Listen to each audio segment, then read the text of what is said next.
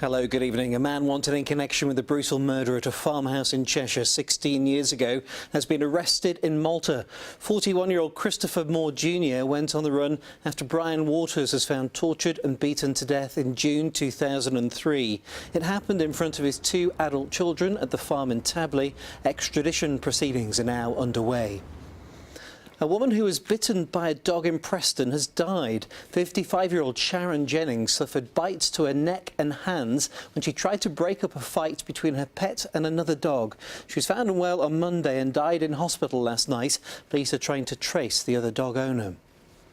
Two female police officers have been awarded over £42,000 after an employment tribunal upheld their claims of sex discrimination against Greater Manchester Police.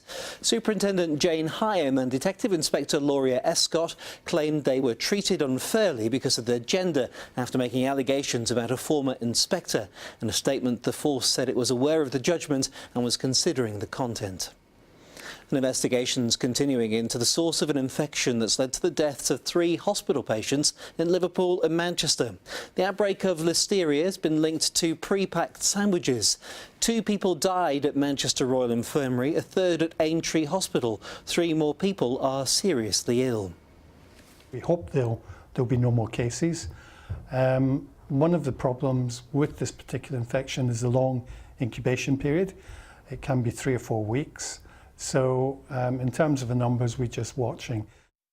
Now, campaigners and volunteers from across the northwest have been recognised in the Queen's Birthday Honours. Many are proud and surprised that their contribution's been acknowledged. Kevin Fitzpatrick reports. Was this one? Where did we get this from? Playing with her own daughters, social worker Tay Jeeva from Bolton appreciates the importance of a loving home. When she began attempting to persuade Muslim families to consider fostering an adoption, she had to overcome resistance based on misunderstandings. But she managed to engage more than 60 Islamic scholars to change views. And today she's been awarded an MBE for her services to children and families. The scholars, Muslim community, local authorities, they all wanted the same thing, which is do right by these vulnerable children. It's just the conversations and the dialogue around that wasn't happening. I'm gonna say it again. As the lead singer of the swinging Blue Jeans, one of the first Merseybeat acts, Ray Innes regularly played the Cavern nightclub in its heyday. He's been recognised with an MBE for his services to music. It's very hard to sort of get it to sink into my brain that someone has put me forward and I've been recognised for 60 years of work, which I had totally enjoyed doing. An MBE has also gone to Hyde GP Dr Rajesh Patel for his services to healthcare. He's devoted himself to protecting the public from rogue doctors after the murders by Harold Shipman.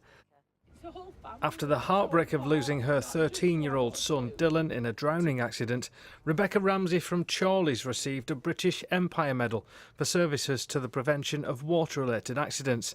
She helped introduce throw ropes at reservoirs. And after cheering people up when cleaning the streets of Liverpool with a smile, Tommy McCardle's BEM left him more than a bit shocked. I didn't believe it at first. I thought all the people in there were winding me up. It just doesn't happen to look like to me. Kevin Fitzpatrick, BBC Northwest Tonight. Say it, Tommy, now it is. Well done. On to sport now, and in Super League, Warrington Wolves have beaten Catalan Dragons by 34 points to 4. Winger Josh Charnley scoring their final try. And it's been a wet and muddy start for the annual Parklife Festival in Manchester. 80,000 people are expected at Heaton Park. Public transport's expected to be busy. Wet day in the weather, here's Sarah Blizzard. Good evening. Well, it's been such a wet and cold day today. We're just finally starting to see the back of that area of low pressure, which has brought all the wet and windy weather. It's pulling out into the North Sea now, so still 1 or 2 pretty lively showers still following in behind, though, through the early part of the night. But gradually into the early hours, they should start to die away. So under the clearer skies, just a little bit of fair weather cloud around. I think temperatures dropping to a minimum of 7 Celsius, so it is a slightly colder night. But a bright start to the day tomorrow, and Sunday is certainly going to be a much better day. It's not totally dry though. There will still be the chance of 1 or 2 showers forming into the afternoon. Again, they could be quite heavy. The wind will be lighter, so they'll also be slow moving. But in the sunnier moments, temperatures up to around 17 Celsius. That's it for now. We're back tomorrow at tea time. See you then. Bye-bye.